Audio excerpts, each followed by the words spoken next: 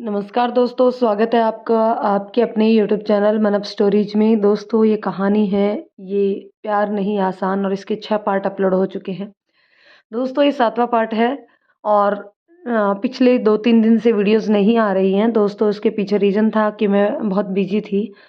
आज वापस से फ्री हो गई हूँ, तो चलिए अब से रेगुलर आपकी वीडियोस आती रहेंगी। तो चलिए दोस्तों, कहानी के इस 7वें पार्ट को शुरू करते हैं। सृष्टि बोली, हाँ संकल्प, पर कैसे एक रात में ही? संकल्प बोला, अब तुम यह सब फालतू की बातें मत सोचो। मैं डैड के पास जा रहा हूँ। परी को काका के पास दे दो और अपने काम में लग जाओ। सृष्टि ने भी खुशी से सर हिलाकर अपनी मौन स्वीकृति दी। जैसे ही संकल्प अपने डैड के पास पहुंचा, उसे देखते ही उन्होंने संकल्प को गले से लगा लिया और बोले, मुझे माफ कर दो बेटा। अपने स्वार्थ में मैं तुम्हारी खुशी को भूल गया था। सृष्टि ही तुम्हें खुश रख सकती है। बेटा, मुझे माफ कर दो। कल मैं कुछ ज़्यादा ही बोल गया था सृष्टि के लिए। सच तो यह है कि मुझे बस तुम्हारी खुशी चाहिए। संकल्प ने कहा, सॉरी डैड, मैं भी कल बहुत ज़्यादा भूल गया, पर मुझे पता था कि आप मुझे ज़रूर माफ़ कर देंगे। आपके आने से अब मेरी खुशी पूरी हुई। आपके बिना सब अधूरा था। I love you dad. यह सब देखकर दूर खड़ी सृष्टि की आंखें भर आई, पर उसे खुशी थी कि अब संकल्प ज़्यादा खुश रहेगा। संकल्प के डैडी ने काका के साथ परी को देखा तो उसे गोद में ले लिया और उसके साथ खेलने लगे। सृष्टि भी झट से नहाकर रसोई में आ गई और खाने की तैयारियां करने लगी। संकल्प और उसके डैड आपस में बातें करने लगे। वहीं संकल्प को ऑफिस के नए प्रोजेक्ट के बारे में समझाने लगे। थोड़ी ही देर में सृष्टि ने सबके लिए खीर बनाई और फिर सबने मिलकर खीर खाई। संकल्प के डैडी और काका ने तो उसे नेक भी दिया। सृष्टि बहुत खुश हुई। काका के साथ मिलकर वह भी लंच की तैयारियों में जुट गई। बीच बीच में वह और काका परी की देखभाल करते रहते। कुछ ही देर बाद खाना भी बन गया और सृष्टि ने बड़ी ही खूबसूरती से टेबल पर लंच सजा दिया। संकल्प और उसके डैड खाने के लिए बैठे। संकल्प के डैड ने सृष्टि को भी परी के साथ लंच करने के लिए कहा, तो वह मना ना कर पाई। लंच खत्म करके संकल्प ने सृष्टि को बताया कि वह डैड के साथ ऑफिस के लिए जा रहा है, शाम तक आ जाएगा। काका को सब समझाकर संकल्प अपने डैड के साथ ऑफिस चला गया और सृष्टि परी के साथ घर पर ही रही। वो दिन बहुत खुशी खुशी बीता सबका। संकल्प और उसके डैड तो ऑफिस चले गए और काका घर के दूसरे काम निपटाने लगे। सृष्टि ने उनकी मदद के लिए कहा तो उन्होंने मना कर दिया और बोले, नहीं बिटिया, तुम रहने दो। आज मैं ही कर लूँगा और कल से मेरी बेटी आ जाएगी तो वह कर लिया करेगी सब कुछ। सृष्टि ने उत्सुकतावश पूछा, काका, आपकी बेटी भी है? आप अपने परिवार के बारे में बताइए, कहाँ है और कौन-कौन है? यह कहते हुए उसने परी को बिस्तर पर सावधानीपूर्वक लिटा दिया। अब वह सो गई थी। काका बोले, अरे बिटिया, क्या कहें, तुम्हारी काकी तो बहुत दिन पहले ही हमें छोड़कर भगवान के घर चली गई। एक बेटी है दिशा, उसका भी ब्याह कर दिया है और किसी तरह, मगर ऐसी किस्मत कि 1 साल बाद ही दामाद जी एक दुर्घटना में चल बसे। उस अभागी की गोद में एक बेटी दे गई। अब तो नातिन भी परी बिटिया की उम्र की हो गई है। वह घर पर ही रहते हैं। दिशा सिलाई करती है और साहब ने भी बहुत मदद की। साहब ने तो उसे यहाँ रहने तक के लिए भी कहा था, पर वो नहीं मानी। लेकिन जब मैंने कहा कि संकल्प बेटा की शादी हो गई है और बहू रानी आई है, तब वह मान गई। यहाँ रहेगी तो उसकी बेटी भी पढ़ लिख लेगी। काका की बात सुनकर सृष्टि बहुत खुश हुई, क्योंकि अब तक तो इस घर में अकेली महिला सदस्य थी। पर दिशा के आने से उसे अपनी कंपनी भी मिल जाएगी और परी के साथ खेलने के लिए भी कोई उसकी हम उम्र रहेगी। उसके बाद काका अपने कामों में लग गए और सृष्टि थोड़ी देर तक तो परी के पास ही बैठी रही। फिर वह भी उठकर हॉल में आ गई। उसने पूरे हॉल में एक सरसरी नज़र घुमाई। दीवार पर संकल्प की माँ के साथ एक बहुत बड़ी तस्वीर लगी थी, जिसमें संकल्प की उम्र बहुत छोटी थी। बाकी की सभी दीवारें खाली थी। फिर एक एक करके वह घर के सभी हिस्सों में गई। उसने गौर किया कि घर में कभी कहीं भी कोई विशेष सजावट नहीं थी। वह ऊपर नीचे सभी कमरों में जा चुकी थी।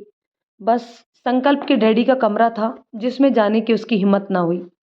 वह दरवाजे पर खड़ी कुछ सोच रही थी कि पीछे से आवाज आई, ये बड़े साहब का कमरा है, पर उनसे बिना पूछे इसमें कोई नहीं जाता। काका की बात सुनकर सृष्टि के कदम वहीं के वहीं रुक गए। उसने पूछा, क्यों काका?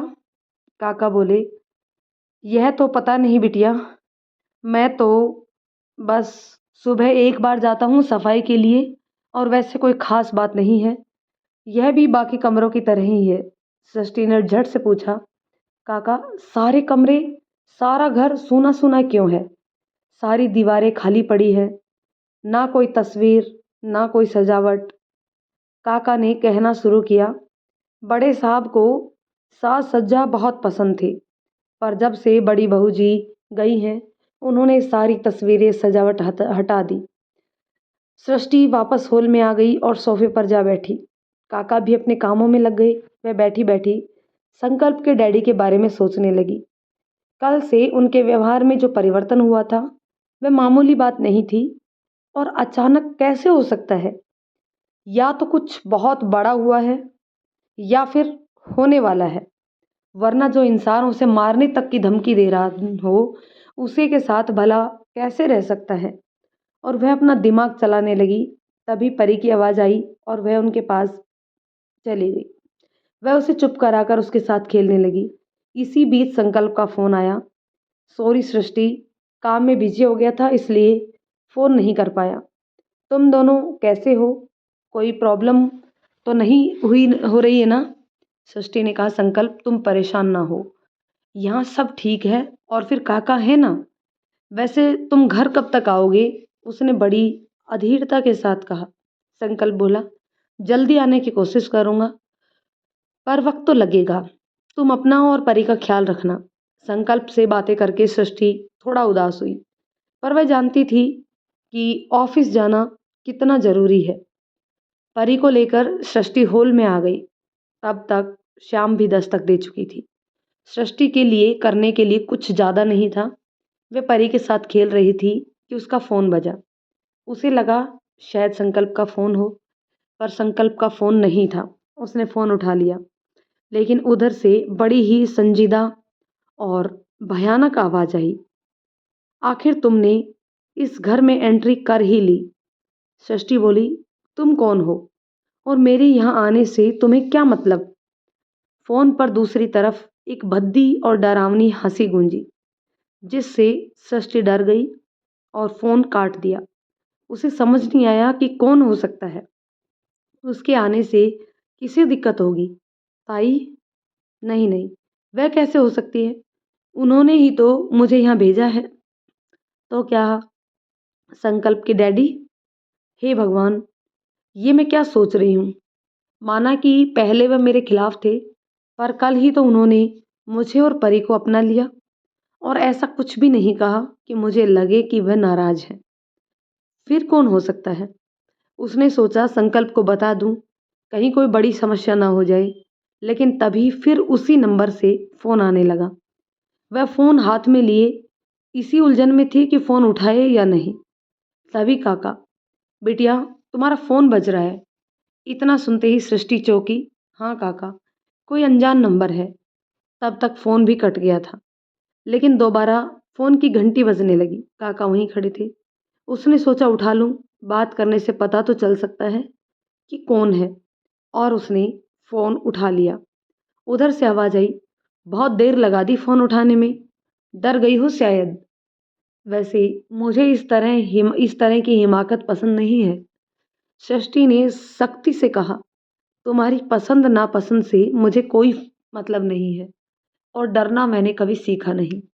तुम जो भी हो, ऐसे फ़ोन करके मुझे क्यों परेशान कर रहे हो? मैं तुम्हारी पुलिस में शिकायत करूंगी और संकल्प को भी बताऊंगी।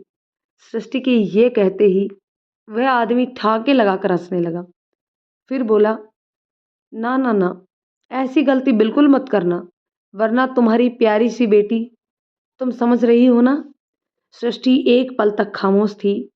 फिर वो पूरे विश्वास के साथ बोली, तुम जो भी हो, मेरी नज़रों से बच नहीं पाओगे, और अपनी ज़िंदगी चाहते हो तो मेरी बेटी और संकल्प की तरफ देखना भी मत।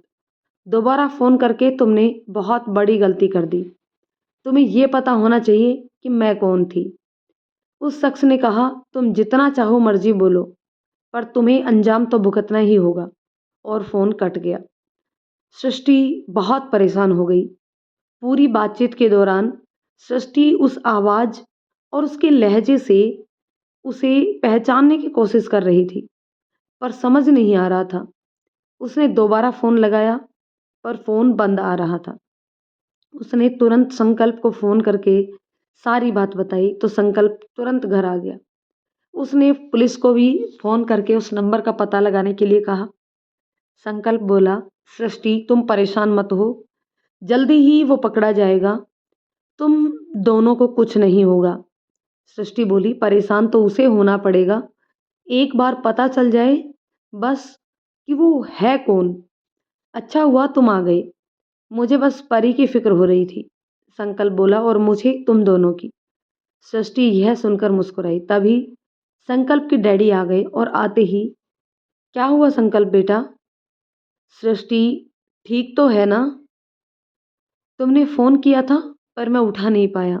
संकल्प ने कहा, डैडी, कोई सृष्टि को फ़ोन पर धमकी दे रहा था, पर वह डरने वाली कोई बात नहीं है। सब ठीक है, मैंने पुलिस को फ़ोन कर दिया है। वह जल्दी ही पता लगा लेंगे कि फ़ोन पर कौन था। वह सृष्टि से बोले, बेटा, तुम्हें कुछ अंदाज़ा है कि कौन हो सकता है? शायद कोई तुम्हारा पुराना दुश्मन, या कोई और जो ताई के कोठे पर आता जाता हो। उसका अंतिम वाक्य सुनकर सृष्टि और संकल्प दोनों उनकी तरफ ताकने लगी। तब उन्हें अपनी गलती का एहसास हुआ और वो बोले, सॉरी बेटा, मेरा वह मतलब नहीं था, मैं तो बस जानना चाहता था। वैसे वह जो भी है पकड़ा तो जाएगा ही। इसके बाद संकल्प के डैडी बाहर आ गए। संकल्प इस घटना से बहुत परेशान था। वह अब बस पुलिस के फ़ोन का इंतज़ार कर रहा था। उधर सृष्टि की सारी कड़ियों को जोड़ने की कोशिश करने में लगी हुई थी।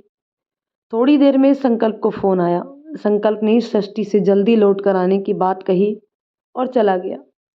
सृष्टि को ऐसा लगा कि कोई उसकी बातें सुन रहा था, पर घर में तो काका संकल्प के डैडी ही थे।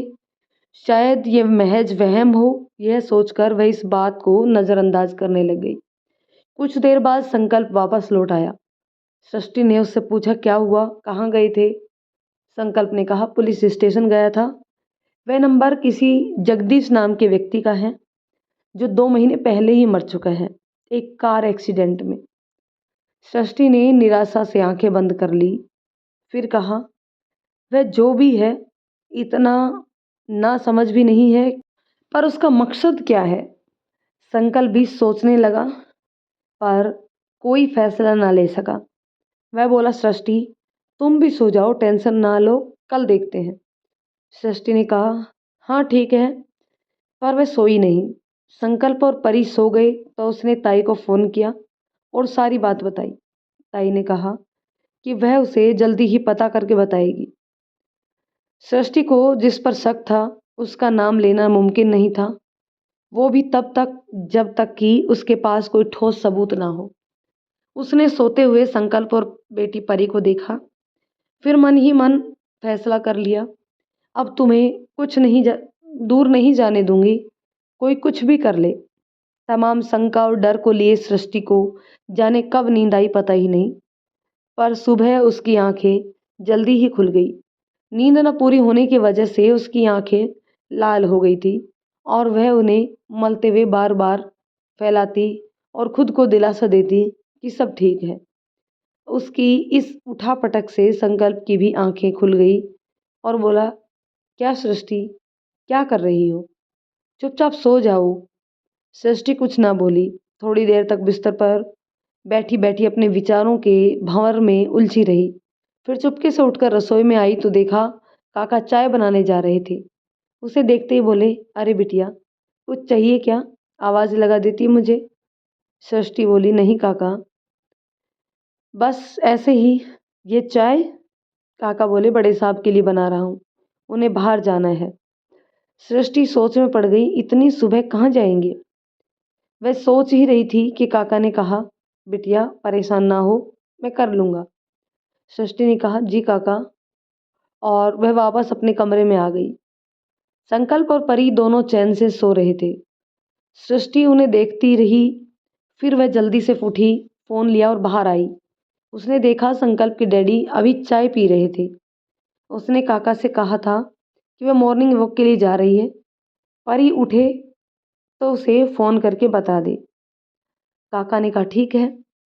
सृष्टि जल्दी ही घर के बाहर आ गई, पर वह कहीं गई नहीं, बल्कि घर के पास ही छुपकर संकल्प के डैडी का इंतज़ार करने लगी।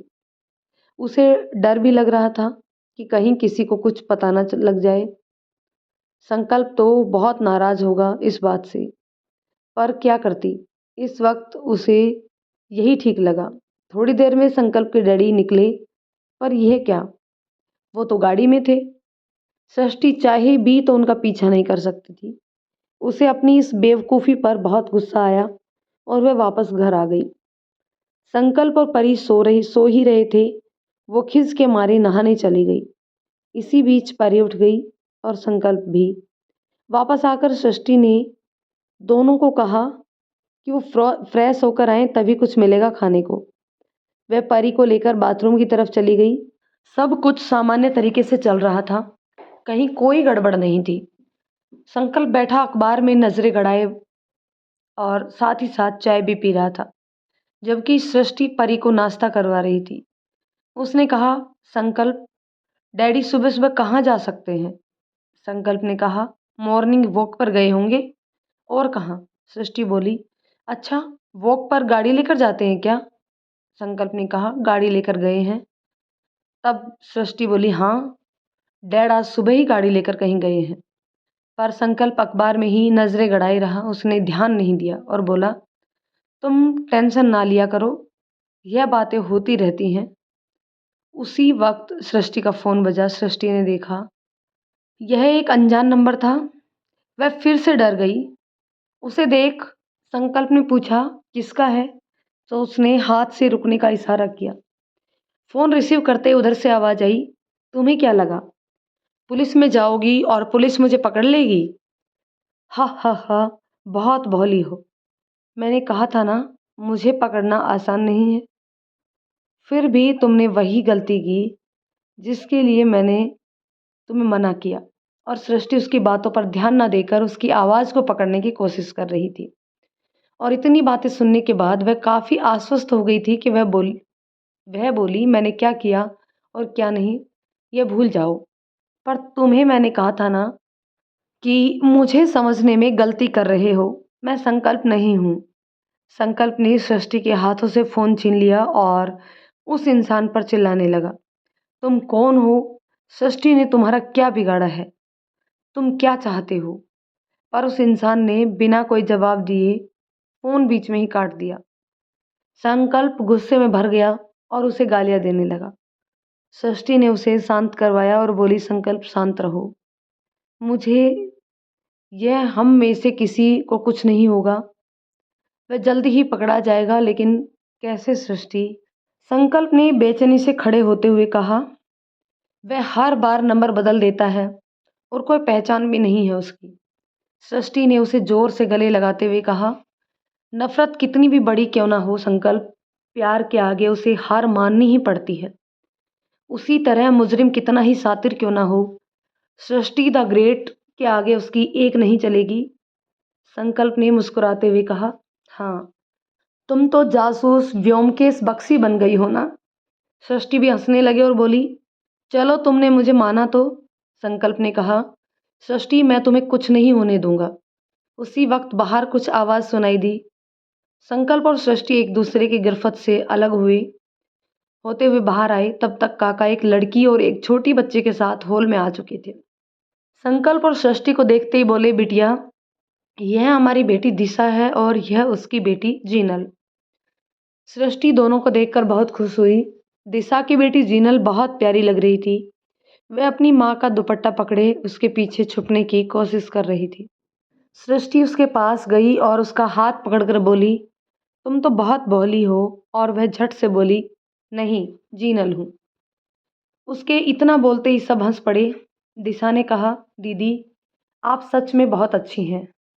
बाबूजी आपकी बहुत तारीफ कर रहे थे। सृष्टि बोली, और तुम दोनों भी बहुत प्यारे हो। संकल्प ने कहा, देखो भूल मत जाना, घर में मैं भी हूँ। मैं जा रहा हूँ नहाने, ऑफिस जाना है। सृष्टि ने काका से कहा, काका दिशा और जिनल को उनके कमरे तक पहुंचा दें और किसी बात की दिक्कत नहीं हो। यह कहकर वह वापस कमरे में आ गई। संकल्प ने कहा, सृष्टि मैं थोड़ी देर में पुलिस स्टेशन जाऊंगा, तुम अपना और परी का ख्याल रखना। सृष्टि ने कहा, हाँ तुम टेंशन मत लो। संकल्प नहाने चला गया और सृष्टि परी को लेकर बाहर आई तो उसने देखा दिशा काका के साथ किचन में काम कर रही थी। उसने दिशा से कहा, अरे वाह, आते ही लग गई। काका, वैसे तो मुझे भी बिटिया कहते हैं, पर मुझे किचन में घुसने भी नहीं देते। दिशा बोली, दीदी कुछ भी कहो, यह आपका बड़प्पन है, पर सच तो यही है कि आप हमारी मालकिन हैं। सृष्टि, बस बस, अब तुम भी काका के जैसे मत शुरू हो जाना। और तीनों हंसने लगे। तभी एक बड़ा सा पत्थर का टुकड़ा सृष्टि के नजदीक आकर गिरा। सृष्टि बाल बाल बची, उसकी चीख निकली क्योंकि वह परी को भी लग सकता था। उसकी चीख सुनकर संकल्प भी दौड़ा दौड़ा आया और पत्थर देखकर वह बाहर की ओर गया। काका और दिशा जल्दी से उन दोनों को अंदर ले गए। बाहर किसी को ना देखकर संकल्प वापस सृष्टि के पास आया। सृष्टि परी को गोद में लिए बैठी थी और काफी डरी हुई थी। संकल्प ने दोनों को गले लगाते हुए कहा, डरो मत, कुछ नहीं होगा। संकल्प ने तुरंत पुलिस को फोन की और सारी बात बताई और अपने डैड को भी। दिशा जल्दी से पानी ले आई और सृष्टि को दिया। सृष्टि संकल्प से बोली, संकल्प तुम कहीं मत जाओ, प्लीज हमारे साथ रहो। वह बोला, डोंट वरी, मैं कहीं नहीं जा रहा हूँ। सृष्टि को यकीन था कि फिर से फोन आना चाहिए और हुआ भी वही। सब बैठे ही थे कि सृष्टि का एक फोन बजा और वो अनजान नंबर था। इस बार संकल्प ने फोन उठाया और बिना उसकी बात सुने ही उसे बहुत भला बुरा कहा, पर उधर से एक भी आवाज नहीं आई और फोन कट गया। दोबारा फोन मिलाने पर फोन बंद आ रहा था। काफी देर तक दोनों इंतजार करते रहे लेकिन कोई फोन नहीं उठा पाया। कुछ देर में काका और दिशा वापस किचन में आ गए और संकल्प और सृष्टि का नाश्ता कमरे में ही देकर आए और खाने की तैयारी करने में लग गए। थोड़ी देर में सृष्टि को दिशा की चीखने की आवाज आई। सृष्टि और संकल्प बाहर निकले तो देखा दिशा जोर जोर से रो रही थी। दोनों ने उससे पूछा, क्या हुआ? तो वह बोली, उसकी बेटी कहीं दिखाई नहीं दे रही, उसने पूरे घर में देख लिया। सृष्टि को समझते देर न लगी कि जिनल को किडनैप कर लिया गया है, और वह भी परी समझकर। सृष्टि ने दिशा को समझाया कि जिनल को कुछ नहीं होगा, वह बहुत जल्दी मिल जाएगी। उसने संकल्प को अपना शक बताया कि वह लोग जिनल को परी समझकर ले गए होंगे, इसलिए तुम फौरन पुलिस के पास जाओ। संकल्प ने कहा, ठीक है, तब तक तुम अपना और परी का ख्याल रखना। संकल्प के आते ही सृष्टि ने ताई को फोन लगाया। ताई, अब पानी सर से ऊपर गुजरने लगा है। आज तो घर तक पहुंचे दिशा की बेटी को परी समझकर किडनैप कर लिया। तब ताई ने उसे जो बताया उसे सुनकर सृष्टि हैरान रह गई। ताई ने कहा, इन सब के पीछे संकल्प की डैडी का ही हाथ है। वह सृष्टि को संकल्प की जिंदगी से दूर करना चाहते हैं और इस काम में मिस्टर भाटी उनकी मदद कर रहे हैं। ताई ने कहा, तू संकल्प को सब बता दे, वरना तुम दोनों को अलग करके मानेंगे और संकल्प की नज़रों में भी अच्छे बने रहेंगे। सृष्टि ने उनसे कहा, पर ताई सबूत है आपके पास जिसे दिखाकर मैं यह साबित कर सकूं? ताई बोली, फिलहाल तो नहीं है, वह बहुत शातिर है, पर जल्द मैं कुछ करती हूँ।